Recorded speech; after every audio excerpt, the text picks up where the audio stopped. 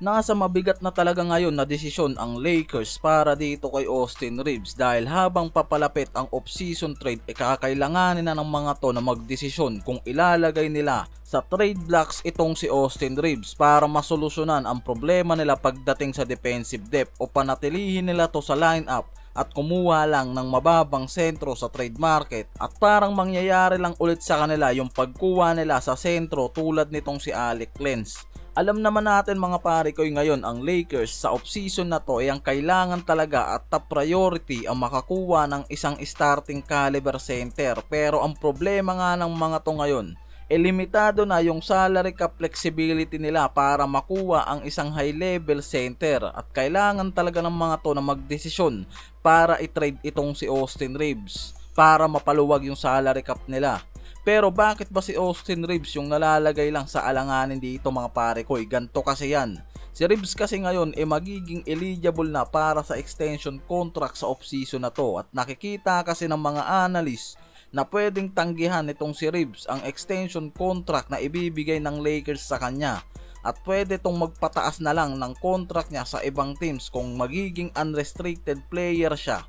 At mas magiging pabor pa nga sa kanya yan dahil hawak niya kung saang team niya gugustuhin maglaro sa susunod na season.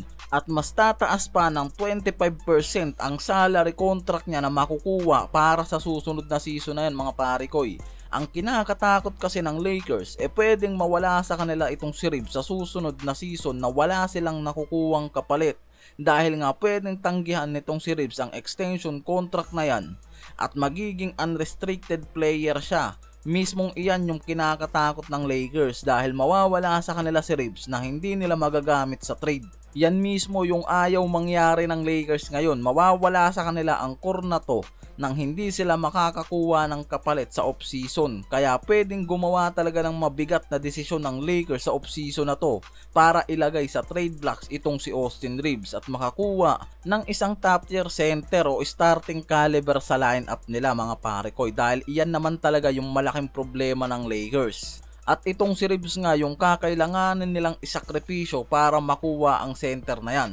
Sa makatotohanang trade kasi na pwedeng makuha ng Lakers para dito kay Reeves, it's either dito sa Dallas para kay Daniel Gafford or itong si Nick Claxton ng Brooklyn Nets mga parekoy. Yan lang naman mga parekoy talaga yung dalawang sentro na nalilink dito sa Lakers. Si Gafford kasi ngayon nare-report mismo na nagbabalak magpataas ng salary dahil gusto nitong lumagay sa center position ng Dallas.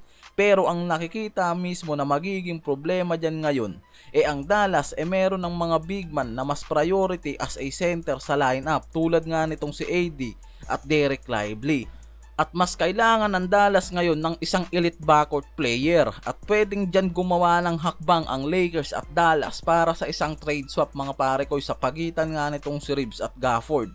Samantalang itong si Nick Claxton ngayon nare-report na magiging available na sa trade para nga dito sa Brooklyn dahil ang balak ng mga to mag-rebuild sa roster at kumuha ng isang player na maglilid sa kanila at nakikita nila sa versatile na yan itong si Reeves.